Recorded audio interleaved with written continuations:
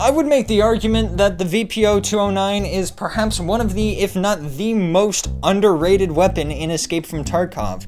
And that's solely because of the fact that if you're not good with this thing, it is one of the worst pieces of trash that you can possibly use in the game.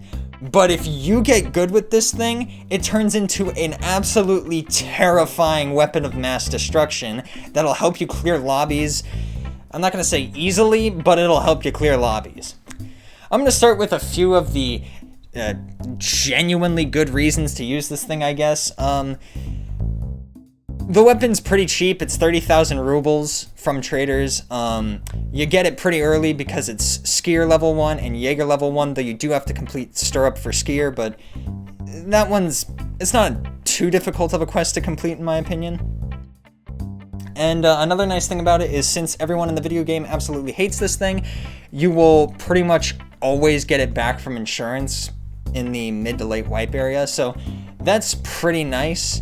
A few other advantages, semi-automatic, I already talked about a lot of those advantages in my why you should use the ADAR video, but really it just boils down to the fact that you use up less ammo, and you don't need to bring in quite as much. You can just bring in one spare magazine and keep the rest in your alpha container or gamma container, which really can help with ammo expenditures. So those are a few good advantages, I guess, but the thing is you can also find all those advantages on the VPO 136, which is the 762x39 variant, and of course you are getting 762x39, which in many cases is a better package. So these advantages are much more icing on the cake than they are genuine reasons to use this thing. The real reason you should use the VPO-209 is because of its ammo. Most 366 ammos will have a massive amount of difficulty piercing armor, but they do a huge amount of flesh damage, making them super effective in the early wipe period when everyone's running around either without armor or tier 2 armor. Past that point, most of those ammos are scab killing rounds. They're not that great. And then you unlock this thing. APM ammo is absolutely terrifying. It rips through up to tier 4 armor with ease. Once you get up to tier 5 and tier 6 armor, you start running into problems, but with recent flea market changes, most of the armor you are going to be running into is tier 4 and below. Especially during the mid-wipe period, this ammo will absolutely devastate pretty much anything you come across. Not only is it incredibly solid at piercing armor, but it does 90 damage.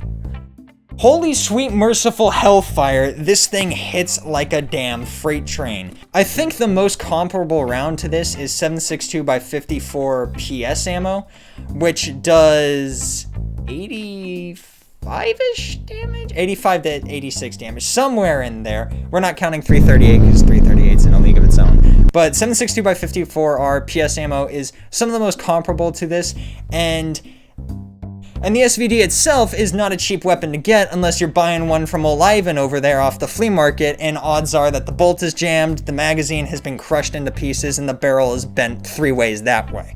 So you're not buying a gun, you're buying a misshapen piece of trash that you are hoping is not going to explode on you in the field. That's for like 90,000 rubles. So this extremely devastating package coming in a relatively cheap weapon build is very, very nice.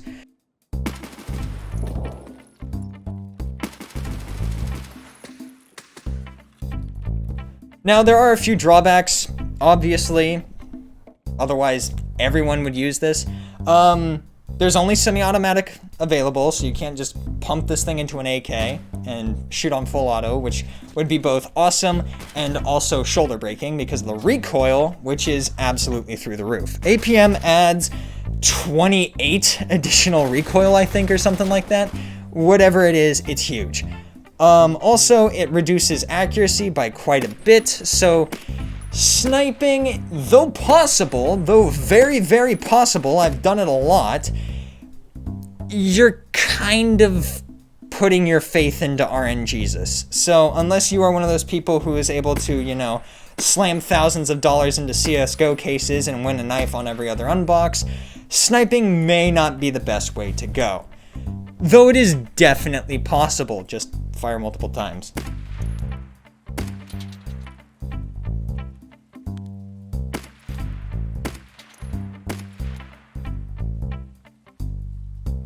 Going back to the issue of recoil, it adds a ton of recoil, and the VPO 209 is not actually able to get a compensator. The only thing you can put on it is a suppressor, which really sucks because the suppressor doesn't do a whole lot, and this gun has very high recoil stock anyways, plus the added recoil of the bullet. You're looking at quite a bit of kick in there.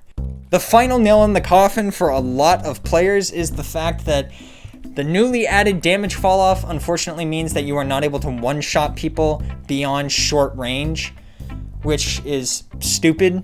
But keep in mind that this damage falloff doesn't completely negate the bullet, it just drops it from hitting like a freight train to hitting like a truck. So instead of outright killing your opponents, you are dropping their health down into the holy crap I almost died levels, or you are immediately blacking their limbs, which is very fun to do if they're running in an open field and have not popped the painkiller.